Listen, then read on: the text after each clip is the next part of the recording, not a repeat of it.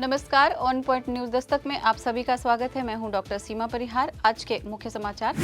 NIRF में होगी negative marking, research paper वापस लेने पर सरकार का बड़ा कदम। एनसीईआरटी ने शुरू किया स्वदेशी पर केंद्रित मॉड्यूल, वोकल फॉर लोकल के जरिए भारतीय उत्पादों को जानेंगे विद्यार्थी। भारतीय न्याय व्यवस्था कानून से चलती है, बुलडोजर से नहीं, मॉरिशस यात्रा पर बोले सीजेआई गवई। जुबिन गर्ग को जहर दिया गया, सिंगर के दोस्त का खुलासा, लगाया साजिश का आरोप। S-400 एयर डिफेंस सिस्टम की नई खेप आएगी भारत, पुतिन की यात्रा के दौरान बन सकती है बात। केरल में 16 साल की सबरी ने रचा इतिहास, कथकली करने वाली पहली मुस्लिम महिला बनी। फास्टैग नहीं होने पर दोगुनी पेनल्टी से मिली बड़ी राहत, यूपीआई से सिर्फ 1.25 गुना देना होगा जुर्माना। ट्रंप की शांति योजना को हमास ने ठुकराया, कहा जब फिलिस्तीन की गारंटी नहीं तब तक जारी रहेगा युद्ध।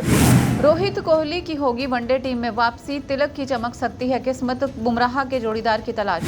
और महाराष्ट्र में चक्रवात शक्ति को लेकर कई जिलों में अलर्ट, तेज हवाओं के साथ होगी भारी बारिश।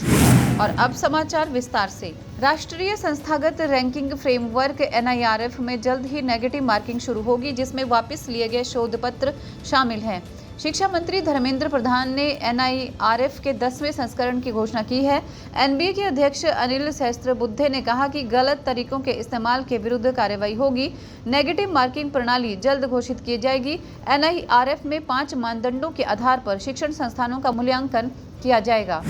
राष्ट्रीय शैक्षिक अनुसंधान और प्रशिक्षण परिषद एनसीईआरटी ने स्वदेशी पर विशेष मॉड्यूल जारी किया है। इसमें 1905 से लेकर प्रधानमंत्री नरेंद्र मोदी के आत्मनिर्भरता के आह्वान तक इस आंदोलन की यात्रा को दर्शाया गया है। वहीं प्रधानमंत्री मोदी ने इस वर्ष लाल किले की प्राचीर से अपने स्वतंत्रता दिवस भाषण में आत्मनिर्भर भारत को विकसित भारत का आधार बनाया था। मॉरिशस में सबसे बड़े लोकतंत्र में कानून का शासन विषय पर सर मॉरिस रॉल्ट स्मृति व्याख्यान 2025 का उद्घाटन करते हुए सीजे गवई ने बुलडोजर न्याय की निंदा करने वाले अपने ही फैसले का उल्लेख किया। साथ ही प्रख्यात न्यायविद सर मॉरिस रॉल्ट 1978 से 1982 तक मॉरिशस के प्रधान न्यायाधीश थे। जस्टिस गवई मॉरिशस की 3 दिवसीय आधिकारिक यात्रा पर हैं। मशहूर सिंगर जुबिन गर्ग की मौत के मामले में नया मोड़ आ गया है। बैडमिंटन शेखर ज्योति गोस्वामी ने मैनेजर सिद्धार्थ शर्मा और फेस्टिवल ऑर्गेनाइजर श्याम कानू महंता पर जहर देकर मारने का आरोप लगाया है और इसे हादसा बताने की साजिश रचने की बात कही है। गोस्वामी ने कहा कि जुबिन की मौत से पहले मैनेजर शर्मा का व्यवहार संदिग्ध था। वायुसेना प्रमुख air chief marshal Amarpreet Singh ने संकेत दिया है कि ऑपरेशन सिंदूर के दौरान जबरदस्त प्रदर्शन के मद्देनजर Bharat S-400 air defence missile प्रणालियों का रूस से अतिरिक्त बैच खरीद सकता है। वहीं सूत्रों का कहना है कि प्रस्तावित खरीद पर दिसंबर में रूसी राष्ट्रपति व्लादिमीर पुतिन की भारत यात्रा के दौरान बातचीत हो सकती है। देश के शास्त्रीय नृत्यों में शामिल कथकली केरल की पहचान है। वैसे तो ये नृत्य सदियों से चला आ रहा है, लेकिन हाल ही में केरल के कलामंडल में कथकली की ऐतिहासिक परफॉर्मेंस देखने को मिली। 16 साल की मुस्लिम लड़की ने कथकली पर डांस करके नया कीर्तिमान रच दिया है। 16 वर्षीय मुस्लिम लड़की का नाम सबरी है, जो इन दिनों मीडिया पर जमकर सुर्खियां बटोर रही है। सबरी ने केरल के कलामंडलम में गुरुवार को कथकली पर परफॉर्मेंस दिया। इसी के साथ सबरी कथकली करने वाली पहली मुस्लिम महिला भी बन गई हैं।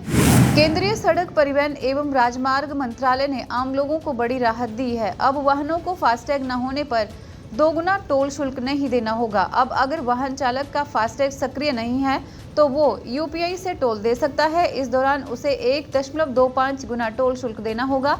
दरअसल केंद्रीय सड़क परिवहन एवं राजमार्ग मंत्रालय टोल शुल्क भरने के नियमों में बड़ा बदलाव करने जा रहा है। नए नियमों के तहत वाहनों में फास्टैग न होने पर यूपीआई से पेमेंट करने की अनुमति होगी।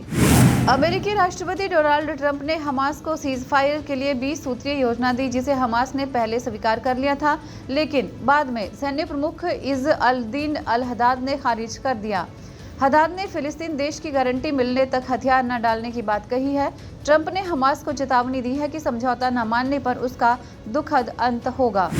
ऑस्ट्रेलिया के खिलाफ होने वाले वनडे सीरीज के लिए भारतीय टीम का ऐलान कभी भी हो सकता है। चयनकर्ताओं की आपसी बैठक होने जा रही है, लेकिन सूत्रों के अनुसार ऑस्ट्रेलिया वनडे सीरीज से कप्तान रोहित शर्मा और विराट कोहली की लंबे समय बाद अंतर्राष्ट्रीय क्रिकेट में वापसी होने वाली है।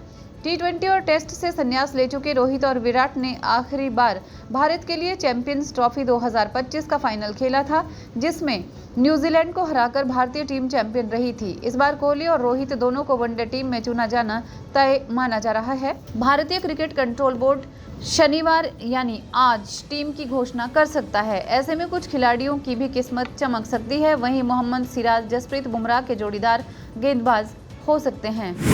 और अब बात करते हैं मौसम की।